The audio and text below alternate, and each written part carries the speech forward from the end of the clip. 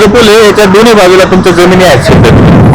तुमची काय भूमिका असणार इथून जाण्या येण्यासाठी मुलांना रस्ता मोकळा करणं? आम्ही आतापर्यंत मुलांसाठी दिला होता रस्ता, पण इथून पुढे आहे ना आमच्या जागा आहेत म्हटलं आम्ही कसं देणार. तुम्हाला पूल बांधता विचारलं होतं का? नाही विचारलं आम्हाला. आम्ही कसं काय बांधून दिलं आम्हाला म्हटलं वड्यात जा. आम्ही वड्यात काम घेतले, वड्यात काम केले. निलेश मोरडे आणि बाळू मोरडे म्हटला. असं चालत नाही. हे कुंभार साहेब आहे, पीडब्ल्यूडीचे पत्रकार आहे, हे उडीचे उत्तर देतात. तुम्ही टेंडर कसलं केलं मला याचं उत्तर द्या. आम्ही इथे 100 विद्यार्थी पावसात उपोषणाला बसलोय. ऐका ना, तुमचा अधिकारी तेवढं उत्तर देत नाही तर आम्ही उठणार नाही. आम्हाला पूल बनवताना आम्हाला विचारलं नाही या लोकांनी. त्यामुळे तुमचे सातबारी आहेत का काय इथं आम्हाला विचारा नाही साहेब. नको विचारायला का? तुम्ही चुकीच्या पद्धतीने पूल बनवलाय. ऐका साहेब, कुंभार साहेब ऐका. मग रोड तुम्ही बनवणार आहे का पुढचा? नगरपंचायतीने बनवलेला आहे. नगरपंचायत म्हणते पीडब्ल्यूडीने बनवलाय. नगरपंचायत म्हणते पीडब्ल्यूडीने बनवलाय. नाही पुलाचं काम आपण केलंय नाही ना नगरपंचायत मधलं. नाही आपण नाही केलेलं. आपण टेंडर कसं काय पीडब्ल्यूडी कोण झालं? टेंडर पीडब्ल्यूडी कोण कसं काय झालं त्याचं उत्तर द्या. द्या पुलाचं. अहो झालं नाही मग पूल कसं काय बांधला?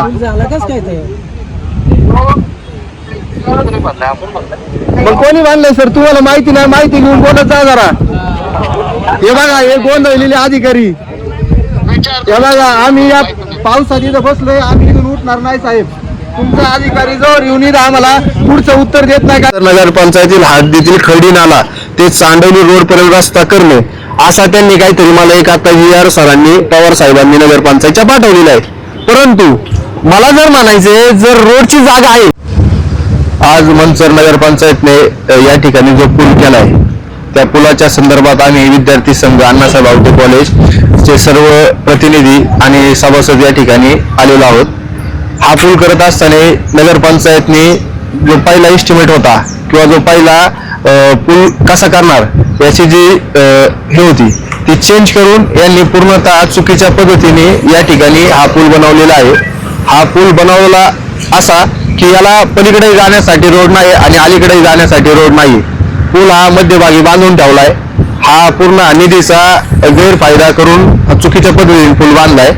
पुढे काही लोकांच्या खाजगी जागा आहे, ती लोक या ठिकाणी उपलब्ध आहे आणि त्यांचं म्हणणं आहे की आम्ही हा रोड करून देणार नाही.